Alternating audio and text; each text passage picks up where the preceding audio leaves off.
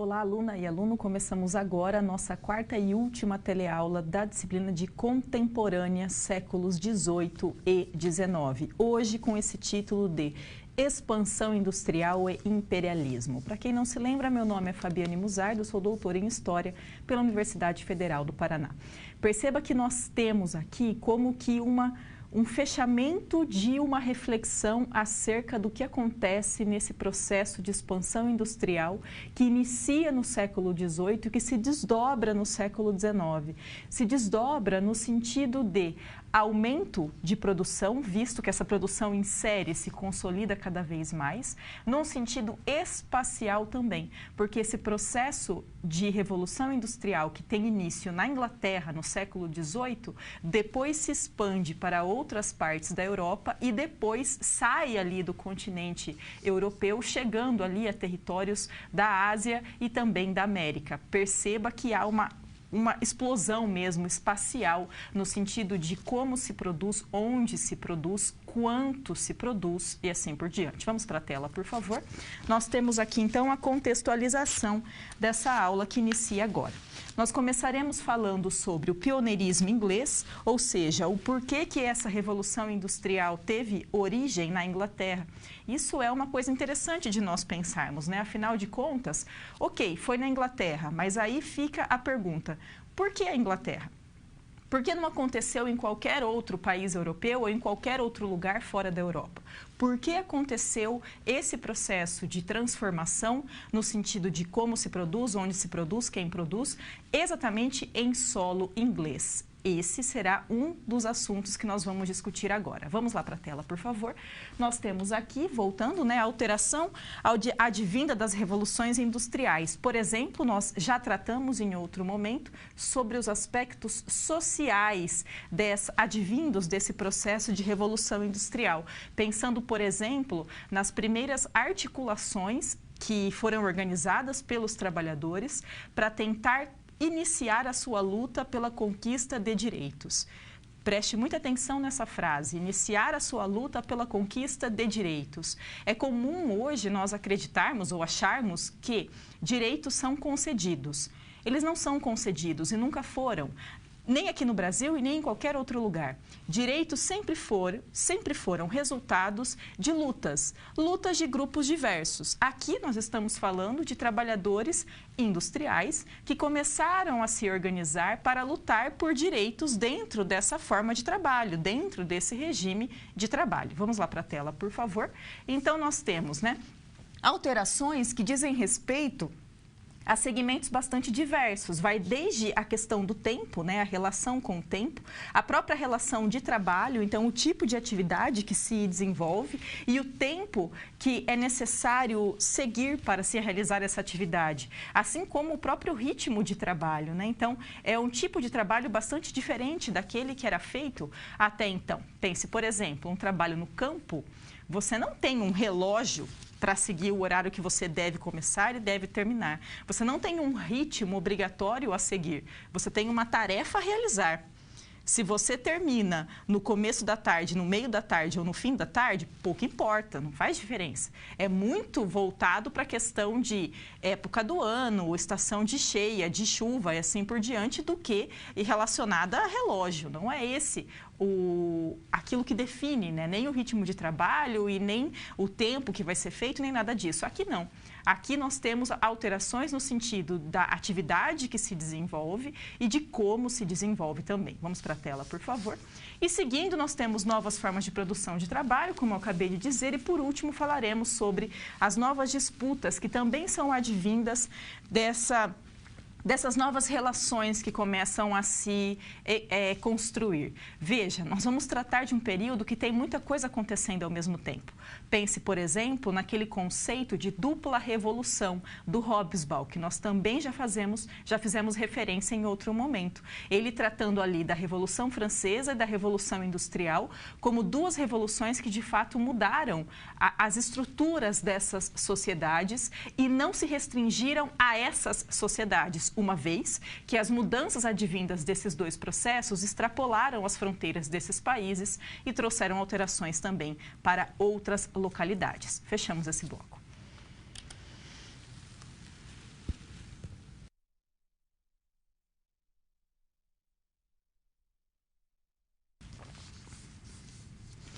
Se eu falo primeira revolução industrial, com certeza já veio à sua cabeça que se existe uma primeira é porque existe uma segunda, talvez uma terceira, quem sabe uma quarta. O que significa isso? Uma vez que eu coloquei o nome de primeiro para qualquer coisa, automaticamente é porque existe uma outra. Por exemplo, quando eu falo Primeira Guerra Mundial, automaticamente eu já sei que houve uma segunda. No momento em que eclodiu a Primeira Guerra Mundial, ela não foi chamada de Primeira Guerra Mundial, ela foi chamada de Grande Guerra.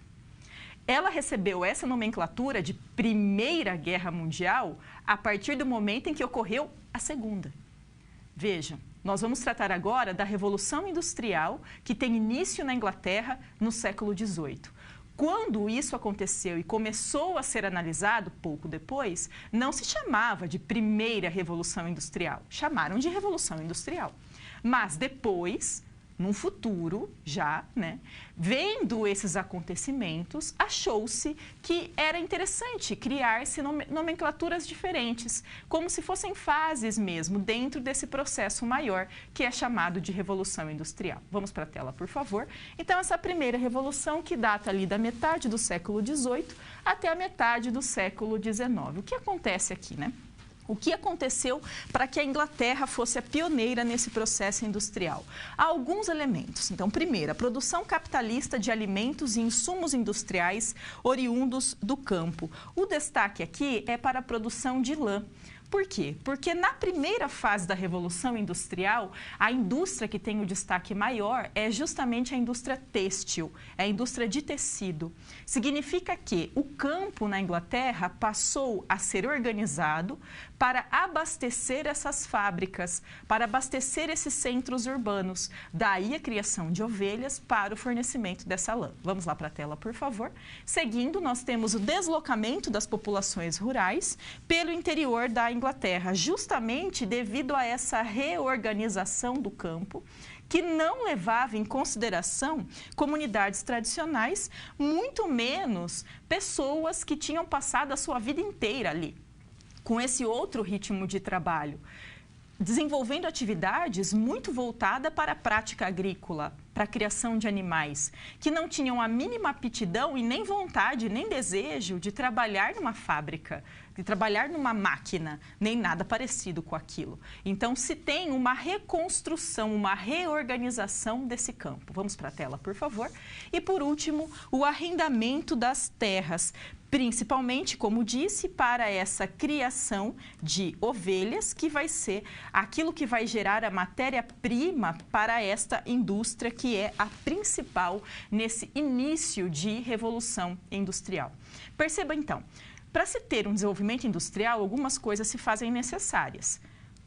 Sendo bem resumida, eu poderia falar em matéria-prima. Sem matéria-prima, não dá para se produzir nada. No caso aqui, eu estou falando de uma indústria têxtil, uma indústria de tecido.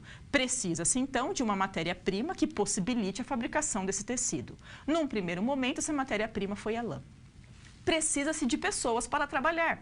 Sem as pessoas trabalhando, pouco importa a matéria-prima. Perceba, então, que um elemento é tão indispensável quanto o outro. Não basta se ter apenas a matéria-prima do mesmo jeito que não basta se ter apenas a pessoa trabalhando. Também é preciso que se tenha aquilo que nós chamamos de mercado consumidor. Porque de nada adianta eu ter alguém trabalhando essa matéria-prima e produzindo um artigo que ninguém vai comprar, ou que não tem pessoas para comprar. Então, perceba que é algo que demanda e que cria uma necessidade bastante específica também. Vamos para a tela, por favor. O que nós temos, então, as alterações nesse contexto inglês. Garantir que os trabalhadores se dedicassem integralmente a essa produção e garantir o controle do tempo e da técnica. Perceba aqui as aspas presentes nessa palavra. Obstáculo. Qual era esse obstáculo? A insubordinação dos trabalhadores. É curioso nós falarmos isso, E seria preciso colocar ali 2, 3, 4 aspas nessa palavra insubordinação. Por quê? De novo, são pessoas que tinham residido no campo praticamente a vida inteira ou a vida inteira, pessoas cujos pais também tinham residido no campo, pessoas ligadas a uma produção agrícola, a criação de animais, ligados a determinadas atividades, a um certo tipo de vida, a um ambiente específico e que, com essas alterações criadas, se veem forçadas a sair do campo e ir para os centros urbanos, desenvolver atividades que não lhes interessavam. Então, é claro que nós vamos ter uma insubordinação por parte dessas pessoas. Mas isso não é ser insubordinado, isso é simplesmente ter sido colocado em um ambiente com o qual você não se encontrava, com o qual você não tinha interesse em estar. Ocorre que, como acabei de dizer, sem pessoas para trabalhar, era impossível que existisse um processo de produção industrial. Portanto, cria-se uma necessidade de que essas pessoas vão até o campo e se tornem trabalhadores industriais. Vamos para a tela, por favor. Seguindo, então, nós temos ações. Concentração dessas populações e centros manufatureiros incipientes no interior da Inglaterra. É como se houvesse um pequeno centro como lugar de atuação desses capitalistas. Um controle das ferramentas e também das ferramentas de produção. Aqui nós temos uma ideia inicial de criar uma padronização dessas ferramentas, mas isso só vai ser concluído de fato na segunda Revolução Industrial, como nós veremos mais tarde. E a concentração da produção em espaços destinados para tal. O que significa isso? É como uma concentração inicial em oficinas, em que essas ferramentas e as pessoas que trabalham passam a estar localizados em um lugar em específico, porque era mais fácil para se controlar o ritmo de trabalho dessas pessoas, a condição de trabalho delas, o tempo de trabalho, estando essas pessoas todas no mesmo local. Vamos para a tela, por favor. Seguindo, nós temos destaques, então, nesse contexto inglês. Arredatários de mentalidade capitalista, que são diretamente envolvidos na produção. É uma aristocracia capitalista, que é bem diferente da aristocracia que compunha, por exemplo, a sociedade francesa. Então, perceba, um dos motivos que faz com que a Revolução Industrial ocorra na Inglaterra, um deles, está longe de ser o único, um deles, é que essa aristocracia inglesa tem essa característica peculiar em relação às outras aristocracias. Por ser aristocracia, significa que é a elite da Inglaterra, ok? Mas é uma elite que vai se tornando capitalista, justamente nessa consolidação do regime capitalista, e que tem o objetivo de gerar mais lucro por meio de uma exploração específica da sua propriedade de terra. Vamos para a tela novamente. Seguindo, trabalhadores em movimento, eles que são expropriados da sua terra e do lugar onde eles tinham esse contato e essa relação mais próxima, e são dependentes da venda do seu trabalho para sobreviver. O que depois, lá nos estudos, por exemplo, de Marx, ele vai trabalhar ali com a ideia de meios de produção, com a ideia de você precisar vender a sua força de trabalho. E a aristocracia que desempenharia esse papel-chave na mudança da lã para o algodão. Por quê? Porque como a indústria têxtil é a principal nesse momento inicial da Revolução Industrial, fazia-se necessário diminuir os custos de produção e acelerar a produção. O algodão se encaixou melhor nesse estilo de produção do que a lã, como nós veremos daqui a pouco. Fechamos esse bloco.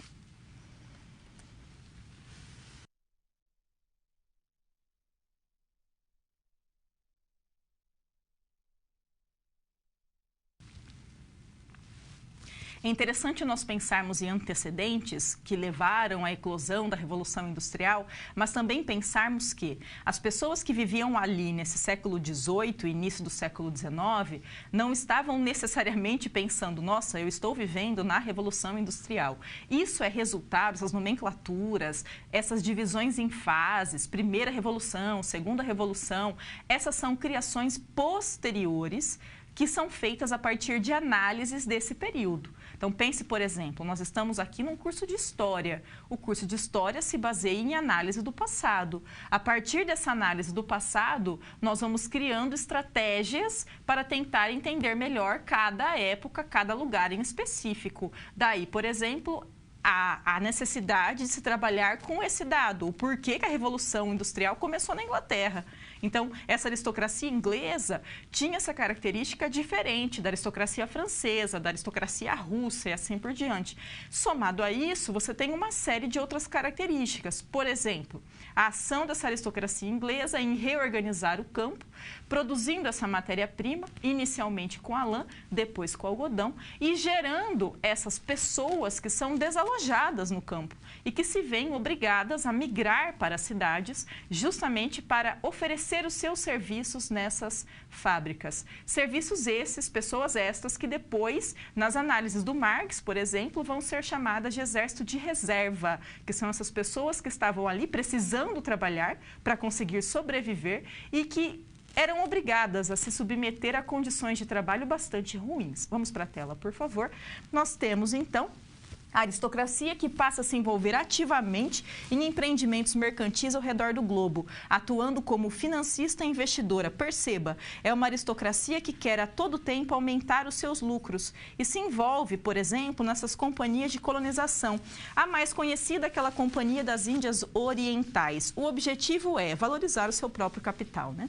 Privilegiada a representação política, tendo ali o seu lugar na Câmara dos Lordes, no parlamento inglês. E a atuação no próprio Império Inglês, desde o início da colonização das 13 colônias da América do Norte. Perceba que ali nós estamos falando de um processo de colonização que aconteceu antes, né? Aconteceu no início do século XVII.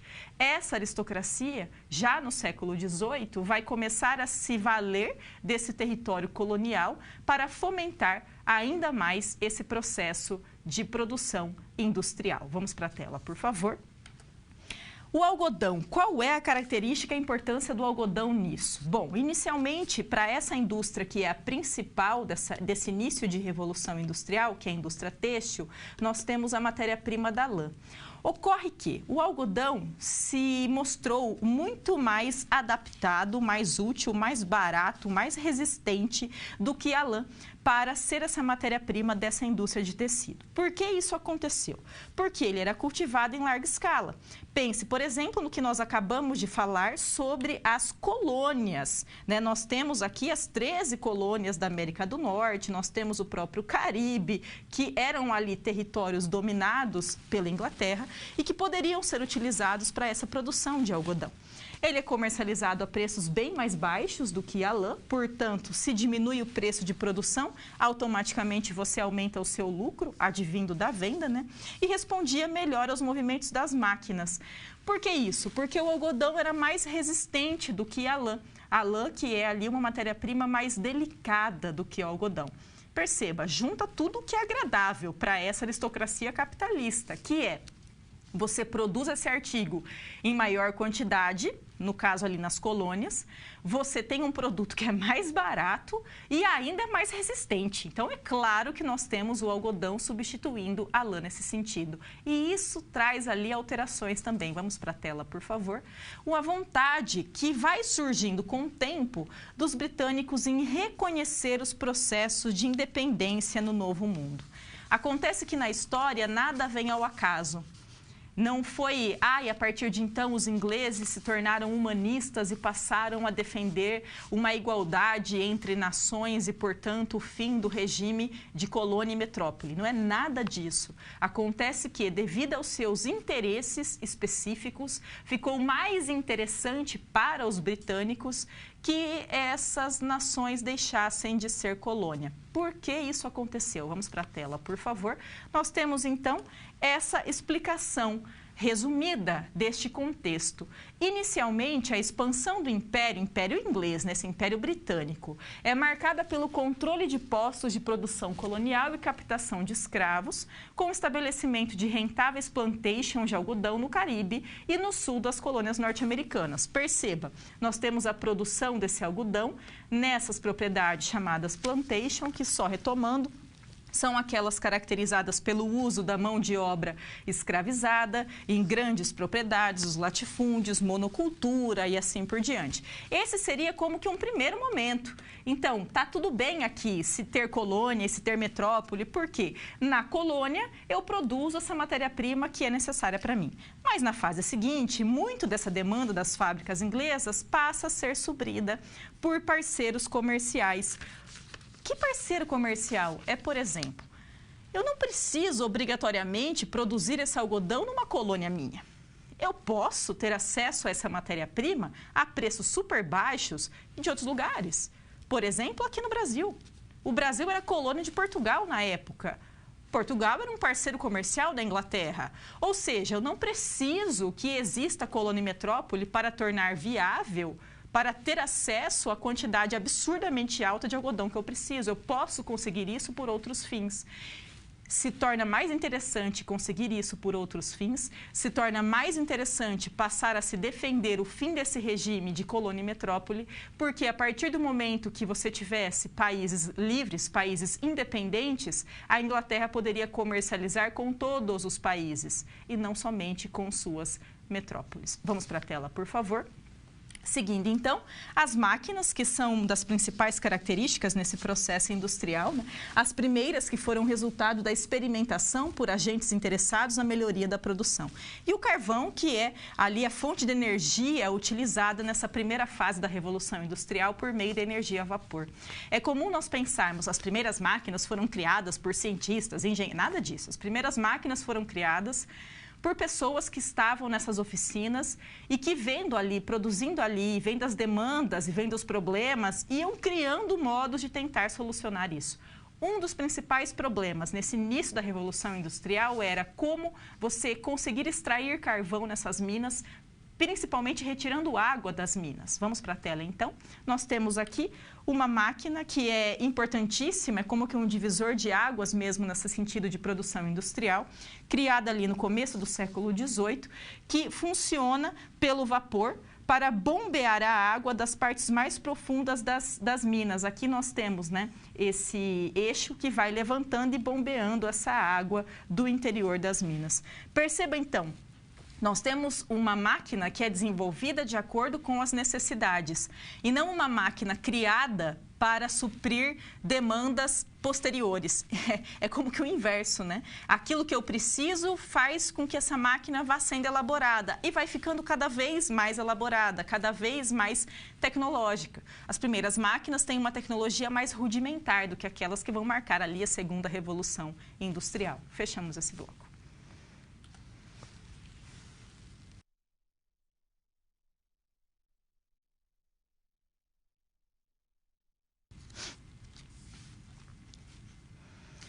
Como disse, nós estamos aqui trabalhando com um processo, com um momento que é bastante complexo e que pode ser pensado sobre perspectivas diferentes. Pensar sobre a questão social, sobre a questão do trabalho, que foi principalmente desenvolvida em outro momento. Pensar sobre a questão tecnológica propriamente dita. Pensar sobre a atuação desse império inglês, sobre a importância e os interesses desse império também. Nesse momento, nós vamos falar um pouco sobre a segunda revolução industrial. Vamos para a tela, por favor. A partir do momento que eu falo que existe uma segunda, é porque existiu uma primeira e é porque talvez tenha uma terceira ou uma quarta e assim por diante. Então, de modo resumido, nós temos a segunda revolução industrial, tendo marcado o século XIX, e a terceira revolução industrial, tendo marcado o século XX. Ok, a palavra revolução é utilizada na história para fazer referência a algo que trouxe uma mudança significativa em algum aspecto. Seja um aspecto do trabalho, um aspecto político, um aspecto econômico, um aspecto seja ele qual for, mas é uma mudança substancial. Se eu estou falando em revolução industrial como um todo, é porque houve uma mudança muito significativa em vários âmbitos, âmbito econômico, âmbito político, âmbito social e assim vai. Se eu estou subdividindo em fases, é porque dentro desse processo maior chamado Revolução Industrial, eu vou ter novas alterações. Então, por exemplo, na primeira Revolução Industrial, a principal fonte de energia era a energia a vapor, advinda da queima do carvão. Daí o fato da primeira máquina produzida ter tido esse fim justamente de extração de carvão nas minas. Na segunda fase da Revolução Industrial, por sua vez, eu já vou ter a busca por novas fontes de energia para substituir a fonte do carvão. Significa que essa energia a vapor vai parar de ser utilizada? Não, mas significa que ela vai deixar de ser a única fonte que existe e vai se começar a desenvolver outros tipos de fonte de energia também. Vamos para a tela, então. Nós temos uma alteração nessa passagem da primeira para a segunda Revolução Industrial, que vai abarcar aspectos diversos. Então, por exemplo, a organização da produção, as tecnologias mobilizadas, as próprias matérias-primas, os mercados consumidores e a escala de produção. É interessante nós ressaltarmos sempre um ponto. As rupturas que acontecem na história nunca são de modo integral. Nunca você rompe com tudo. Até mesmo porque se tudo fosse rompido, você perderia o seu referencial, você perderia aquilo que te faz entender em algum aspecto. Tá? Entre a primeira e a segunda Revolução Industrial não significa que tudo muda. Significa que algumas coisas passam a ser desenvolvidas que não existiam antes. Por exemplo, a indústria química começa a se desenvolver. Não existia na primeira fase da Revolução Industrial. Mas essa indústria química vai começar a ser desenvolvida justamente para tentar resolver demandas, resolver situações que foram criadas pela primeira Revolução Industrial. Por exemplo, um melhor tratamento, um melhor refino, uma melhor qualidade desses tecidos que eram produzidos. Vamos para a tela, por favor. Então, na segunda Revolução Industrial, nós temos a concentração dos capitais em grandes conglomerados produtivos, porque já é uma expansão mesmo dessa revolução, não somente no solo inglês, mas já passando para outros territórios europeus também, e também já o território asiático. A difusão da industrialização por uma série de novos setores, destaque aqui para a metalurgia e para a química. Pense comigo. A máquina é um dos principais elementos, um dos principais símbolos da Revolução Industrial. Acontece que as primeiras máquinas, elas eram bem simples, bem rudimentares. Aqui, na segunda Revolução Industrial, começa-se a se elaborar máquinas mais elaboradas. A indústria metalúrgica, ela é necessária para possibilitar esse aprimoramento. Vamos para a tela, por favor. As novas técnicas produtivas, que também se espalham geograficamente. Perceba, do mesmo jeito que esse capital é concentrado e se espalha para territórios diversos, nós temos essas técnicas de produção também espalhadas, né? E a síntese do ideal de progresso econômico naquele período, que é a locomotiva. Nós vamos falar mais sobre a locomotiva daqui a pouco, mas pense só o quanto você ter um meio de transporte que consegue deslocar produtos e pessoas numa quantidade bastante grande, numa velocidade mais rápida do que tinha existido até aquele contexto, o quanto isso era uma inovação, uma vanguarda, um negócio altamente tecnológico para aquele contexto. Então, é um símbolo mesmo de modernidade, é um símbolo de tecnologia, é um símbolo de progresso para os países que detinham esse conhecimento de como produzir, como instalar, como fazer a manutenção dessas locomotivas. Vamos para a tela, por favor. E, seguindo aqui, então, nós temos as evoluções, enquanto um certo consenso em torno da periodização. Então, nós teríamos a segunda revolução entre 1850 e 1870, como marco inicial, né? O marco fundador das principais mudanças. Então, mudanças, por exemplo, da utilização do ferro, que é marcante na primeira revolução industrial, para a utilização do aço, na segunda revolução industrial. Da energia a vapor, que é marcante na primeira revolução industrial, para outros tipos de energia aqui. Por exemplo, a própria questão do petróleo, que começa, inclusive, a ser alvo de disputa entre as nações. Dois processos que estão concatenados no tempo. Então, assim como a segunda revolução industrial representa o agravamento, aprofundamento e difusão de alguns traços fundamentais da primeira revolução industrial. É necessário isso.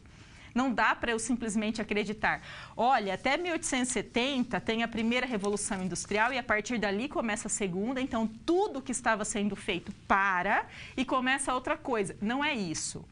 Você sabe que na história nós vamos criando essas fases, essas nomenclaturas muito mais para fim de análise e para fins didáticos também, do que para criar rompimentos abruptos entre um período e outro, né? Mais para nós entendermos essas permanências e rupturas, essa expressão que é de uso tão recorrente na ciência histórica. Fechamos esse bloco.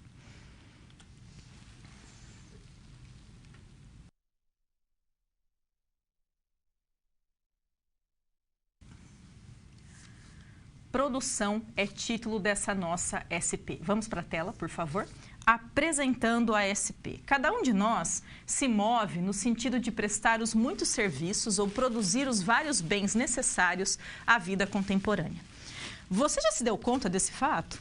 Já parou para refletir sobre a forma como nossas vidas estão ligadas pelo que consumimos e pelo que produzimos? Prestação de serviço, prestadores de serviços, algo que consumimos, que produzimos, rodeiam a nossa vida. Aí é comum nós pensarmos, nossa, mas sempre foi assim, né? Não, nem sempre foi assim. Nós sabemos, por exemplo, que no período medieval existia uma outra organização social, já em feudos, uma produção agrícola, de subsistência. Então, as relações entre as pessoas eram outras, as relações de produção eram outras e assim por diante.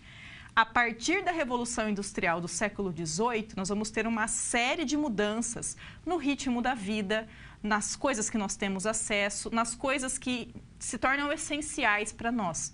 Por exemplo, hoje à tarde acabou a água do meu prédio. Bagunçou meu dia inteiro.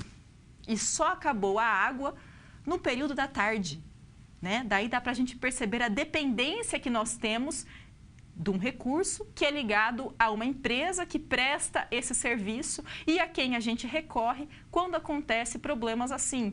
Então, demandas que acontecem e que nos afetam, mais ou menos, mais diretamente ou menos diretamente, mas que nós temos essa ligação mais conectada de mais produtos, de mais prestação de serviço, de maior consumo, principalmente, é claro, a partir do advento dessa Revolução Industrial. Vamos para a tela, por favor. Então, alguns exemplos aqui, né? Então, uma camiseta de algodão cuja matéria-prima é colhida em vastas plantações em climas tropicais, inclusive aqui no Brasil. Então, muito comum nós pegarmos ali uma roupa, né? E olharmos a etiqueta e estar made in qualquer coisa ali, né? Por quê? Mas aí você pensa, nossa, mas eu comprei a camiseta aqui na loja do bairro. É a loja do bairro, é no seu local de moradia, mas a produção ela não está localizada no bairro, né? A produção ela se utiliza de recursos, de tecnologia, de matéria-prima, de mão de obra, localizadas em diversos lugares. Vamos lá para a tela, por favor. Ali, um computador, por exemplo, que é manufaturado na China, então essa dependência que nós temos de tecnologias, cada vez uma dependência maior, né? E aí é outra coisa que nós também pensamos, nossa, mas também sempre foi assim? Não, não foi assim. Pense, por exemplo, que a internet é algo que começou a ser um pouco mais popularizado nos anos 90. Historicamente, anos 90 é ontem. Historicamente, foca nisso, né? Historicamente é ontem, é muito recente, é um passado muito recente. Mas daí vai se criando num ritmo muito acelerado essa dependência em relação ao ambiente computacional, às redes e assim por diante. E qualquer mudança que se tenha nesse sentido bagunça a nossa vida, enquanto casa, bagunça nosso trabalho, bagunça a nossa relação com o trabalho, e assim vai. Vamos para a tela, por favor. E nenhum desses itens seria possível sem a técnica e as formas de organização da produção originadas com a Revolução Industrial. Perceba, isso é o modo como nós, pessoas, nos desenvolvemos enquanto sociedade. Não significa que é o único modo possível. Inclusive porque agora nós estamos vivendo, por exemplo, um momento de mudanças climáticas muito acentuadas, né? Esses desastres naturais que estão acontecendo em lugares diversos no mundo. Então, a tempestade que matou dezenas de pessoas na Europa nesse ano, ou então o furacão que aconteceu nos Estados Unidos esses últimos dias, não foi chuva também, né, ligada a um furacão, não me lembro qual dos dois que foi. não são simplesmente fenômenos naturais, são desastres climáticos, resultados do nosso ritmo de produção, da nossa relação com o meio ambiente, da nossa relação com o espaço como um todo, com o ambiente como um todo. Então, nós também precisamos reelaborar essa nossa relação ambiental. Inclusive porque isso nos afeta diretamente, nos afeta cada vez mais. Vamos para a tela, por favor. Resolvendo essa SP. A primazia inglesa, então, já que essa revolução industrial marca uma mudança tão significativa na nossa vida, né, e que teve início na Inglaterra no século XVIII, devido a alguns fatores, dentre eles esse capitalismo agrário para a produção, então, dessa lã, posteriormente substituída pelo algodão, né, a situação peculiar dos trabalhadores e capitalistas, e essa alteração de matéria-prima. Mas insisto, ter um processo industrial e o modo como as indústrias agem hoje não é o único modo de produção. É o modo de produção, um modo de produção, melhor dizendo, que nós, enquanto sociedade, estamos desenvolvendo. Porém, problemas ficam cada vez mais evidentes, cada vez mais gritantes e nos afetam. Além de afetar o ecossistema, além de afetar outros seres também, fauna, flora e assim por diante. Então, é necessário também pensarmos em outros modos de existência, para além de uma produção que se volte somente para a produção, independente da condição em que ela é feita, das consequências que ela traz e assim por diante. Fechamos esse bloco.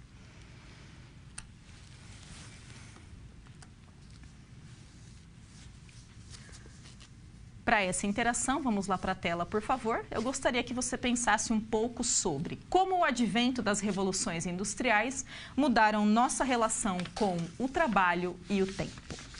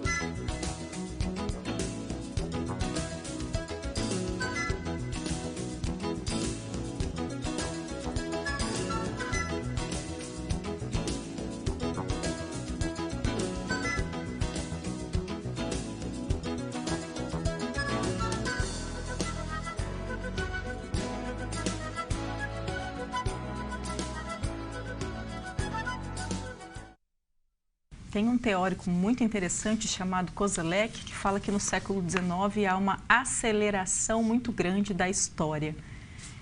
Não é à toa que é no século XIX que isso acontece. Nós temos um ritmo se acelerando. O tempo que nós temos a impressão de que passa mais rápido, né? Então, semanas que a gente pisca e já é sexta-feira. Nossa relação com o tempo se altera muito a partir, principalmente, desse advento da Revolução Industrial. Isso aqui é um exemplo de uma mudança advinda desse processo, de ter uma hora para começar determinada atividade, uma hora para terminar essa atividade, um momento do mês que você vai ter aquela reunião. Então, não é mais a estação do ano, é dia ou é noite. Não, agora é a hora do relógio. É um tempo que é marcado de outro modo, bem diferente do modo como se lidava com o tempo em outros momentos da história. Fechamos esse bloco.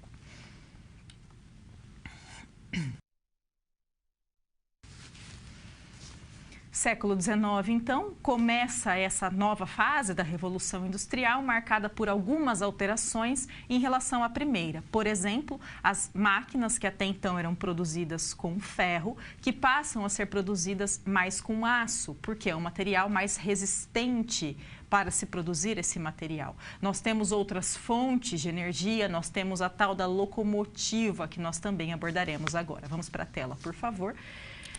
Desenrolar dessa segunda revolução industrial. Nós temos uma concorrência intercapitalista e uma constante busca, né, de reduzir custos para manter suas margens de lucro. Veja só, a Revolução Industrial começa na Inglaterra, ok?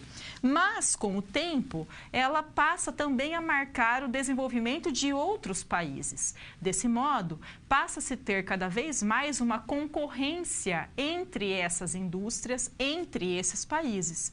Isso faz com que comece a se pensar em estratégias para reduzir o preço de produção, para manter, desse modo, os lucros, para se tornar cada vez mais competitivo sem diminuir o lucro gerado. Vamos para a tela, por favor. Seguindo, uma busca também por novos investimentos. Vão se investir aqui nesse período em novas fontes de energia, também em novos produtos. Então, nós temos, por exemplo, investimento em transporte, em outras formas de economia. E a integração de diversas partes do globo em uma extensa rede de comércio e finanças.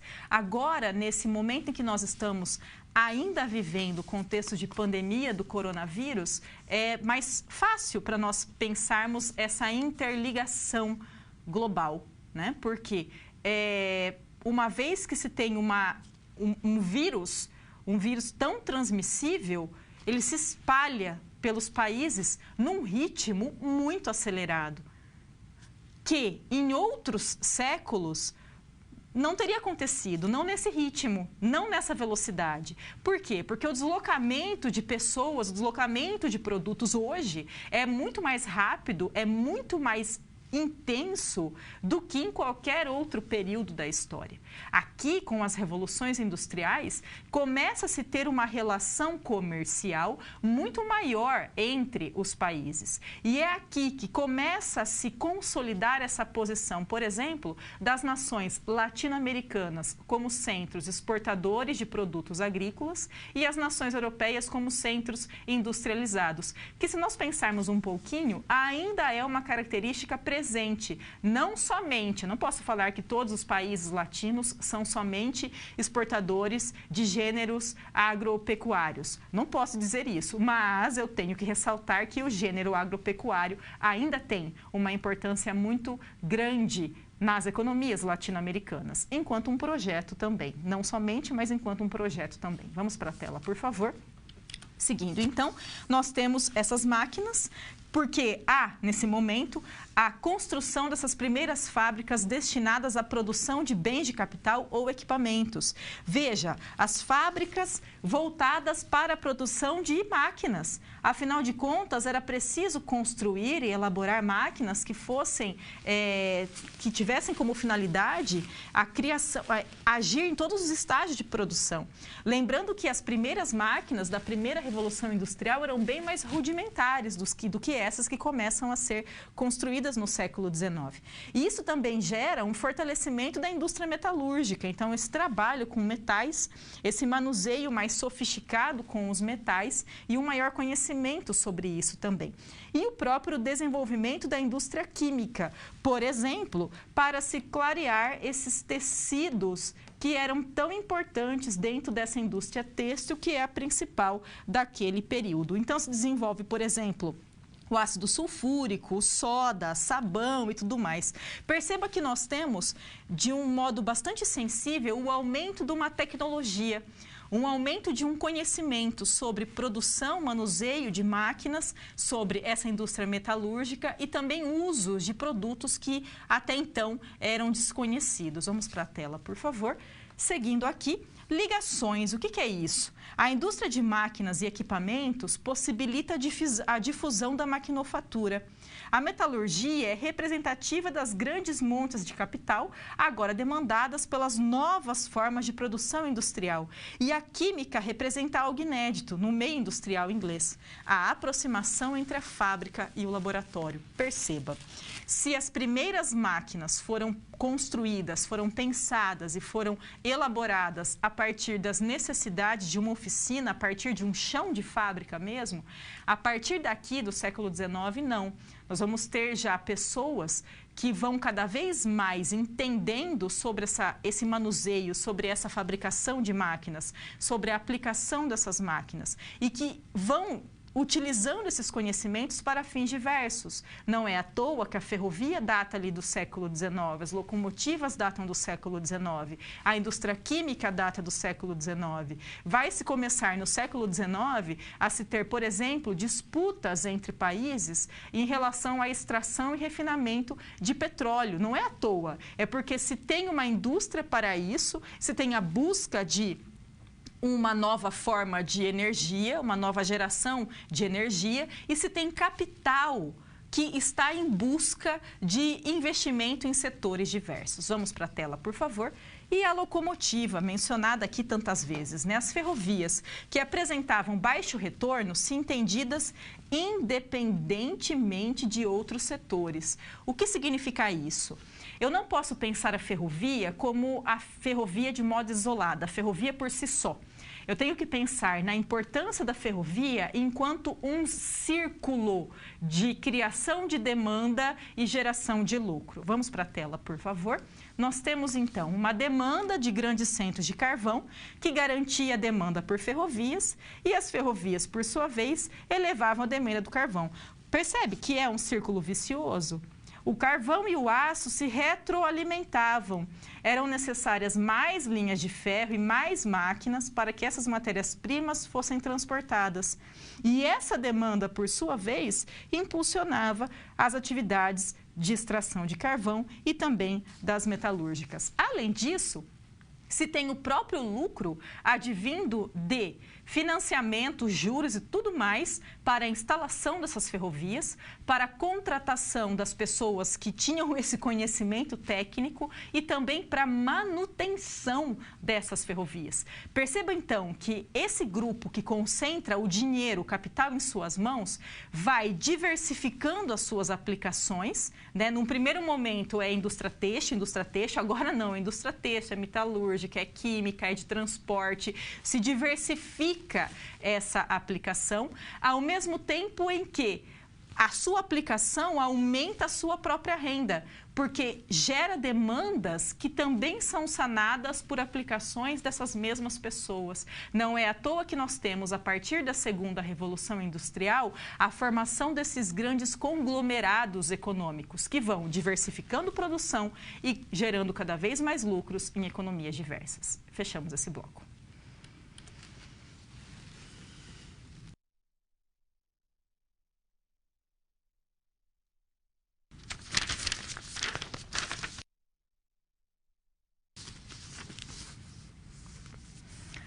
Falar em imperialismo significa refletir um pouco sobre o século XIX, pensando em aspectos diversos, pensando em aspectos de corrida armamentista, desenvolvimento industrial, nacionalismo exacerbado, disputa por matéria-prima, mercado consumidor, mão de obra e uma visão totalmente europeizada. Então, vamos para a tela, por favor. Aqui uma expressão que eu gosto muito, e gosto muito de pensar sobre isso também, a tal da Belle Époque. O que é a Belle Époque, né? A Belle Époque marca a passagem ali, as últimas décadas do século XIX, passagem para o século XX. Bela época, em francês. Francês por quê?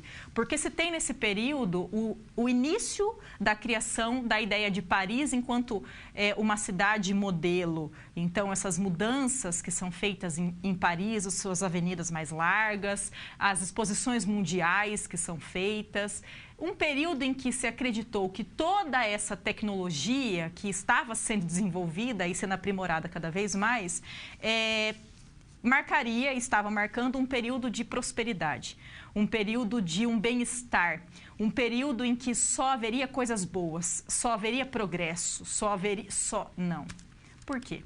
Porque nós sabemos que pouquíssimo tempo depois, logo no comecinho do século XX, teria a eclosão do maior conflito envolvendo países até então, que inicialmente recebeu o nome de Grande Guerra e depois recebeu o nome de Primeira Guerra Mundial. Aí uma questão que se fazia era como é que nós, enquanto pessoas, enquanto seres humanos, possibilitamos que algo assim acontecesse. Algo assim eu me refiro à Grande Guerra Mundial. Vamos para a tela, por favor. Então, como que eu posso pensar sobre essa Primeira Guerra Mundial? É como consequência dos desenvolvimentos da segunda metade do século XIX. Aí você pode pensar, então espera, significa que a Revolução Industrial tem ligação direta com a eclosão da Primeira Guerra? É muito difícil na história a gente lidar com isso de ação-reação, causa e consequência, porque isso é uma leitura bastante simplista da história, né? Nós temos que pensar em perspectivas diferentes, nós temos que pensar que uma coisa não obrigatoriamente gera outra, que há um desenvolvimento que não é lido numa linha única, de uma forma linear. Contudo, nós temos com a Revolução Industrial um aumento de competição entre as nações, um nacionalismo bastante exacerbado, um conhecimento e um manuseio de materiais que até então não existiam e que passam, inclusive, a serem utilizados para fins bélicos. Isso tudo, uma disputa entre nações que produzem armas e que têm uma tecnologia nunca antes vista, entre grupos que tentam manter o seu nível de lucro, mas é difícil porque se tem um processo industrial que está se espalhando pelo globo. Isso gera concorrência, gera competição. A cereja do bolo, esse tal desse nacionalismo exacerbado. Vamos para a tela, por favor. Para isso, nós precisamos entender o que significa essa segunda revolução, né? Então, por exemplo, a contenção de custos como uma forma principal de redução dos preços.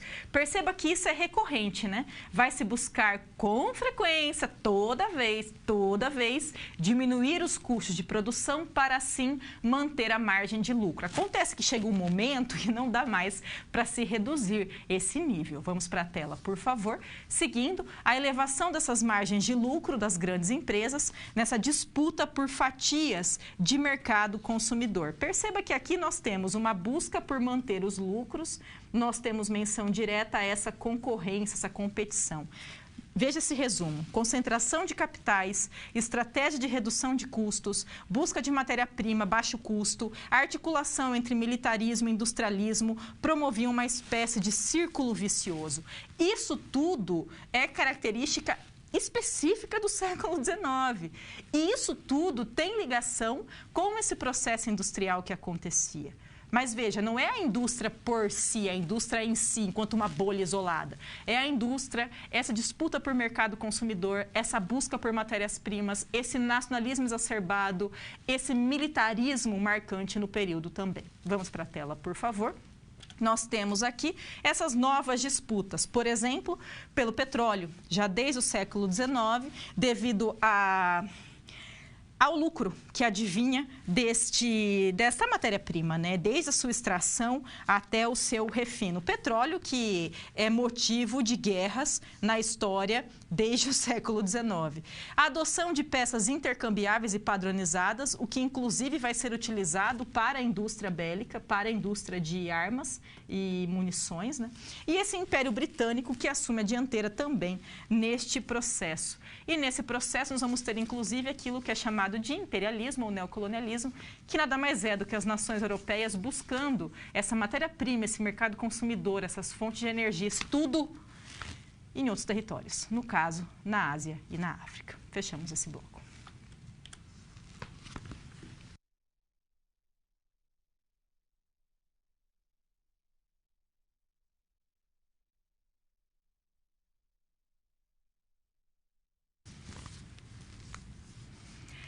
Nós temos muitas coisas acontecendo ao mesmo tempo, né?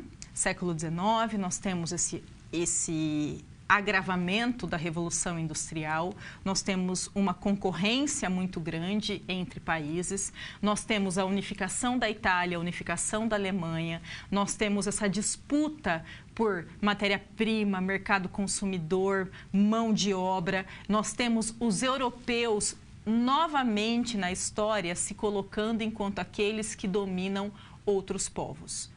Aí nós precisamos nos atentar, porque é isso tudo junto que vai fazer com que ocorra a Primeira Guerra Mundial. Primeira Guerra Mundial que você vai ver na outra disciplina de História Contemporânea, que daí já trata do século XX, ok? Vamos para a tela, por favor. Imperialismos, império inglês, se estabelece como um poder global. Mas é um poder global porque é um império bastante grande. As maiores terras ali, por exemplo, do continente africano, são dominadas pela Inglaterra. Contudo, essas características aqui não se restringem à Inglaterra. Elas caracterizam os países europeus de modo comum. Então, traços militares, nacionalismo, disputa por matérias-primas, mercados consumidores, potências europeias e um novo ciclo de expansão. Aqui eu vou fazer um exercício só para que você pense um pouquinho a respeito disso. Vou colocar aqui de um lado a colonização e do outro o neocolonialismo ou imperialismo. Pense um pouco aqui comigo, a gente vai só retomar alguns pontos de forma bastante breve, né? A colonização teve início ali no século XV, passagem para o século XVI, a minha letra é muito feia, segue sendo, né? O neocolonialismo vai marcar o século XIX. Já é século XVIII, século XIX, já é uma mudança significativa quanto a tempo, né? Nós temos o colonialismo ocorrendo ali em solo, aqui, né, em solo americano, enquanto o neocolonialismo ocorre em territórios africanos e territórios asiáticos. Nós temos, tanto no primeiro quanto no segundo caso, os europeus se colocando enquanto aqueles que dominam esses territórios. Aqui no colonialismo, havia aquela prática do mercantilismo, você com certeza se lembra disso, né? A intervenção do Estado na economia, o colonialismo, essa produção de alguns artigos para serem vendidos na Europa. Aqui no neocolonialismo, não. Se busca essas fontes de matéria-prima, se busca esses mercados consumidores, se busca também mão de obra. Outra coisa em comum, nós vamos ter, tanto no colonialismo quanto no imperialismo, a ideia de que era o europeu que estava levando a civilização para esses povos. No caso do colonialismo, o europeu estaria levando a civilização para os povos da América como um todo. No caso do imperialismo, o europeu estaria levando a civilização para o continente africano, o continente asiático. Eu espero muito que você já tenha se irritado com essa frase, porque é para irritar mesmo. Por quê? Porque é uma visão absurdamente eurocentrada, eurocêntrica, que parte do pressuposto que somente os europeus eram civilizados e que essas civilizações, tanto no século XVI quanto agora no século XIX, precisavam dessa ajuda, desse apoio, dessa mãozinha dos europeus para se tornarem civilizadas. Note, quando nós falamos em partilha da África, partilha de qualquer coisa, nós temos que pensar em quem é esse que está chegando aqui e que quer impor o seu domínio, e que impôs o seu domínio militar e econômico cultural, uma tentativa, mas muita resistência também, que marca a cultura africana como um todo. E que se vê como um ser evoluído, como o único que é civilizado, como aquele que tem uma espécie de missão civilizadora, de trazer a civilização para esses que ele considera selvagem. Perceba que isso, lá no século XIX, era inclusive estudado teoricamente, né? E se acreditava, de fato, na existência de uma cultura superior e de culturas inferiores. Ainda bem, isso é bastante ultrapassado e hoje, século XXI, nós falamos em culturas distintas, em culturas diferentes e não em culturas superiores ou inferiores ou civilizado e primitivo e assim por diante. É importante, é fundamental que nós pensemos isso para entender a própria eclosão da Primeira Guerra Mundial, a questão da formação das nações africanas, que data do século XX, porque passaram por um processo de domínio aqui no século XIX, e a questão de desvalorização da cultura de outros povos, que ocorre até hoje. Vamos para a tela, por favor. Imperialismo, então, sua preocupação principal não é a exploração de rotas de comércio de longa distância, como aconteceu no colonialismo, daí esse exercício que eu propus, ou de gêneros de difícil obtenção pela população europeia, que também é característica do colonialismo, mas a abertura de mercados consumidores em economias periféricas, a obtenção de matérias-primas para as indústrias da segunda revolução industrial. Veja, nós temos um processo que tem alguns pontos semelhantes, por exemplo, o europeu que se coloca nessa posição daquele que conquista o território e é o europeu que se entende enquanto uma cultura superior. O europeu que se entende, ok? Não significa que é. Em detrimento disso, nós temos uma série de características distintas quando comparamos o colonialismo e o imperialismo, porque no colonialismo visava-se um comércio, uma circulação de mercadorias. Aqui não, no imperialismo se busca criar, ter recursos, aquilo que é necessário para se produzir nesse processo que é de revolução industrial. Vamos para a tela, por favor. Algumas leituras aqui. Nós temos Hobson e Wilford, já no século XIX, século XX, produzindo essa leitura, né? Defende o imperialismo como um conjunto de práticas de política externa marcadas por exagerados belicismo, né? Essa indústria bélica, essa indústria armamentista, e nacionalismo, resultantes da articulação de um conjunto heterogêneo de forças sociais. Perceba, basicamente é foco em indústria bélica, foco em nacionalismo. Primeira Guerra Mundial nada mais é do que nações entrando em conflito entre si e uma tecnologia de arma muito acentuada. A outra leitura, um capital financeiro que assumiria papel de dominância sobre os demais capitais, articulando-os como resposta ao movimento de queda da taxa de lucro explorado por Marx. Esse autor que já vai pensar em capital monopolista, em fusão com interesses de Estado. Aqui um mapa para a gente pensar um pouquinho. Partilha da África, nós temos cores, ok? Cada cor aqui representa um povo europeu, uma nação europeia, impondo seu domínio em solo africano. O azul é território dominado pelos franceses. Perceba que é bastante extenso esse território dominado pelos franceses, né? Esse tomzinho de rosa, talvez apareça em laranja para você aí, é o território dominado pela Inglaterra. Perceba que a França e a Inglaterra são os dois países que vão dominar maiores territórios dentro desse continente africano. Aqui, o verde, esse verde mais clarinho aqui, são territórios dominados pela Alemanha. E o outro tom de verde são territórios dominados pela Itália. Por que eu estou aqui destacando Alemanha e Itália? Porque foram os dois países que se formaram naqueles processos de unificações que nós falamos em outra aula. E países esses que se viram como prejudicados nesse processo de partilha da África, justamente porque quando eles entraram nesse processo de conquistar territórios, a maioria dos territórios já havia sido dominada pelos franceses e ingleses, principalmente. Mas, insisto, não foram os alemães nem os italianos que saíram prejudicados nisso, foram os africanos. Mas, para se ter essa concepção, é preciso enxergar o africano como sujeito histórico, como sujeito de direitos, como uma cultura, com história, com tradição, com seu próprio desenvolvimento e assim por diante. E não entender o europeu como aquele que tem uma missão civilizacional. Isso tudo junto foi o que desencadeou a Primeira Guerra Mundial, que você verá na próxima disciplina de contemporânea. Fechamos esse bloco.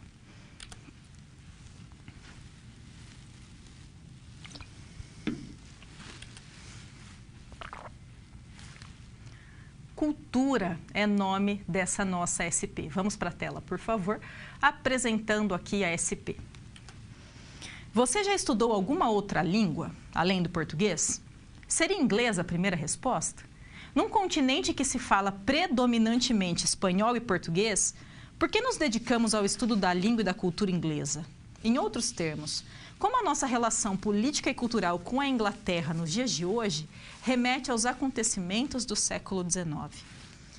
Pense só. Nós, brasileiros, moramos em um país que se localiza no continente americano. Falamos português. Português não é falado pelos nossos vizinhos, que falam o espanhol. Nós estamos aqui falando da América, que foi lá, em outro século, dominado por Portugal ou pela Espanha, e que, portanto, fala português ou espanhol. Na porção norte do território, nós temos os Estados Unidos, em que há o inglês como idioma, justamente porque foi colonizado pela Inglaterra, portanto, inglês quanto idioma. De imediato, nós poderíamos pensar que o estudo do espanhol faria mais sentido, porque nossos vizinhos, a maioria aqui da América, pensando em país, fala o espanhol e não o português, nem o inglês, ok? Mas, quando se fala em um segundo idioma, quando se fala em educação bilíngue, quando se fala em inglês, por que que isso ocorre? Vamos para a tela, por favor. Então, problematizando essa SP. Por mais que as economias vizinhas do Brasil sejam importantes parceiros comerciais e dividam conosco uma série de traços históricos e políticos comuns, sempre consideramos sinal de erudição, então, de retórica, de conhecimento, o conhecimento das línguas das potências europeias. No século XIX, brasileiros esclarecidos, aquele período ali da elite que estudava na Europa, falavam francês fluentemente. Hoje, o inglês ocupa esse lugar fundamentalmente pela importância da política e também da economia dos Estados Unidos da América. Veja só, nesse período que nós estamos falando de século XIX, o maior império era o Império Britânico. Portanto, o inglês era o idioma ali falado, ali utilizado. Quando nós pensamos, por exemplo, em nações africanas hoje, a maioria vai falar o inglês ou o francês. Não é porque se falava inglês e francês desde sempre. Isso é consequência do processo de imperialismo. Então, a imposição do domínio inglês fez com que esses povos passassem a falar o inglês. Então, é comum que se fale o idioma que já era utilizado antes e o inglês. O mesmo caso acontece em outras porções, por exemplo, nas que foram dominadas pela França. Então, nós temos já o inglês sendo disseminado por conta desse boom do Império Inglês, desse domínio inglês em territórios diversos pelo mundo. Agora, você pode pensar, tá bom, mas o Império Inglês acabou, né? Por que que ainda hoje se tem isso? Pense, por exemplo, que hoje ainda a maior potência é os Estados Unidos, o idioma inglês. Portanto, o idioma dos negócios, o idioma do turismo, o idioma que é do bilíngue aqui nas escolas do Brasil, que está na moda, inclusive, é o inglês. É por conta disso. É por conta dessa projeção econômica, projeção cultural, projeção militar que esse país tem. Se você puxar pela memória, inclusive, deve se lembrar que pouco tempo atrás falava-se sobre o ensino do mandarim nas escolas aqui no Brasil e no quanto uma pessoa que falasse o mandarim teria projeção no mundo dos negócios, no mundo das finanças, justamente quando começou essa ascensão econômica por parte da China. Daí uma série de pessoas, de fato, começou a estudar o chinês. Ainda assim, o inglês se mantém como esse idioma mais utilizado em reuniões. Por exemplo, nós estamos tendo aqui a reunião da ONU. A reunião da ONU, o idioma utilizado, inglês. Para os representantes que não falam esse idioma, se usa de tradução. Mas o idioma utilizado de modo mais recorrente ali, inglês. é por conta disso, ok? Vamos para a tela, por favor. Resolvendo, então, essa SP, outras formas de pensar e ver o mundo. O que eu quero dizer com isso? O modo como nós somos subjetivados. E fica aqui a sugestão de uma leitura, eu sempre falo desse autor, eu gosto muito, muito, que é o Boaventura de Souza Santos, esse sociólogo que vai trabalhar com um jeito de propor uma leitura dos povos, da história, das sociedades, que não seja marcado por essa visão unilateral, né? Então, ele trabalha, por exemplo, com a criação de subjetivações no sentido de que existe uma linha, ele fala na criação de uma linha que divide os povos entre este lado da linha e o outro lado da linha. Sendo que esse lado da linha domina universalmente aquilo que é tido como conhecimento, aquilo que é tido como um bom, aquilo que é tido como civilização. Nesse caso em específico, quem seria esse lado da linha, né? Seria essa cultura branca europeizada e as suas ramificações pelo mundo, mas em essência a cultura branca europeizada e os diferentes lugares onde ela se encontra. Ele vai trabalhar e vai defender uma perspectiva que não anule esse conhecimento desse segmento da população, mas que possibilite a emergência de outras pessoas, outros saberes, outros grupos, outras formas de cultura, num nível de equivalência. Então, não é tirar esse e botar esse no lugar, não é isso. É para que se tenha conhecimentos outros. Daí ele fala, por exemplo, em Sociologia das Emergências. É um autor magnífico. Tem um livro dele chamado Epistemologias do Sul. Você consegue encontrá-lo, disponível na internet. É uma leitura singular, necessária para pensar criticamente sobre a nossa sociedade. Fechamos esse bloco.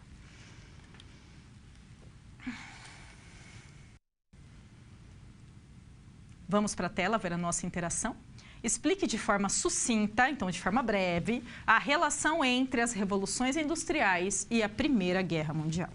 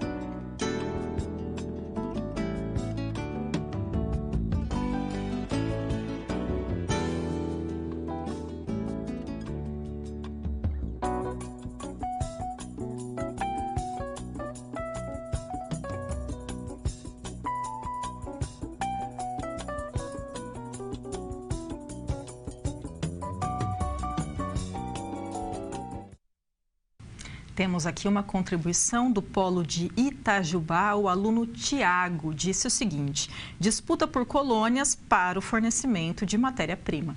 É um dos fatores, né? Junto com isso, nós temos também a busca por mercado consumidor, a busca por também mão de obra para ser explorada, né? Uma mão de obra mais barata.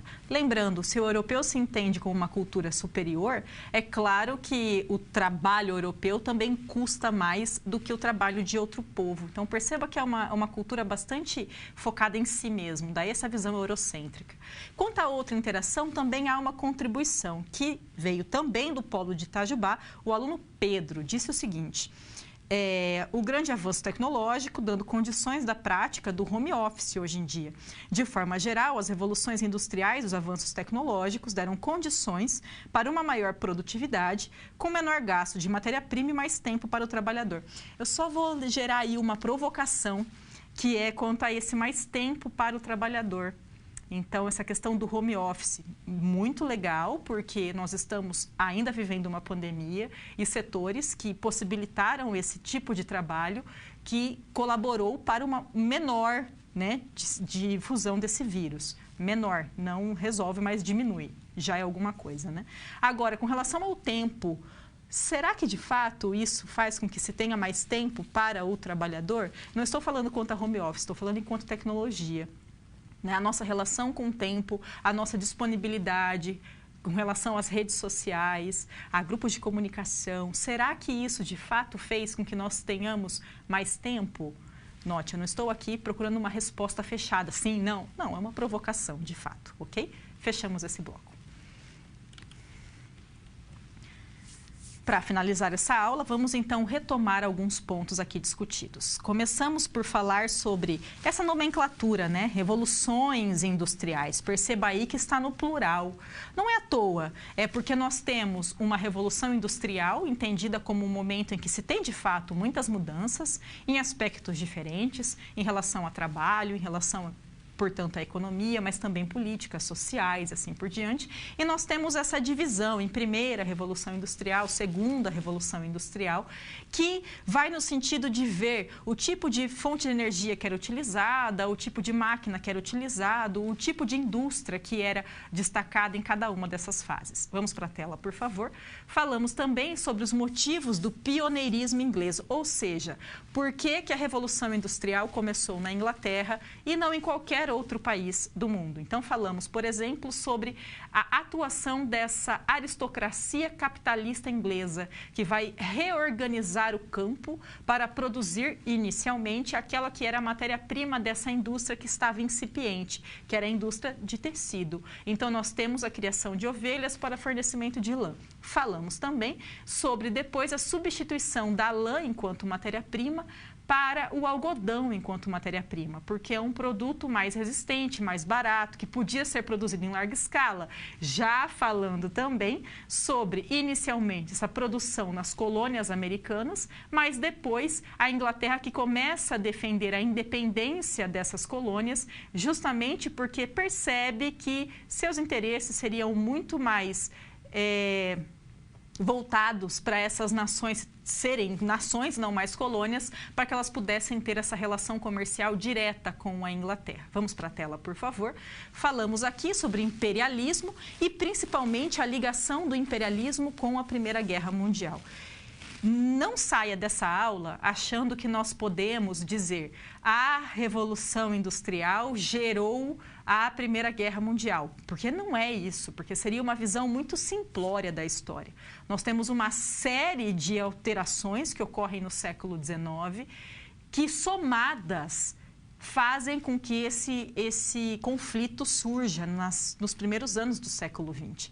Então, eu pontuei aqui, por exemplo, a questão dos nacionalismos. O nacionalismo é marcante em um momento de conflito. Nesse contexto, o nacionalismo estava gritando.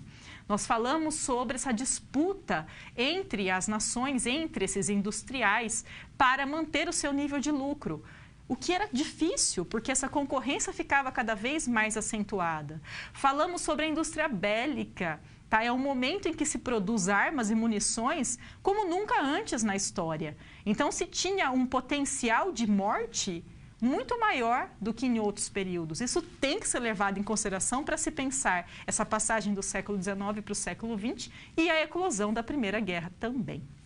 Eu espero que você tenha gostado dessa nossa discussão e que tenha saído daqui com mais vontade de ler sobre esse período que eu acho fantástico da história e que é tão importante, inclusive para nós entendermos hoje, para nós entendermos as relações entre nações hoje, as nossas valorizações ou não valorizações de culturas, de povos, de histórias até hoje também.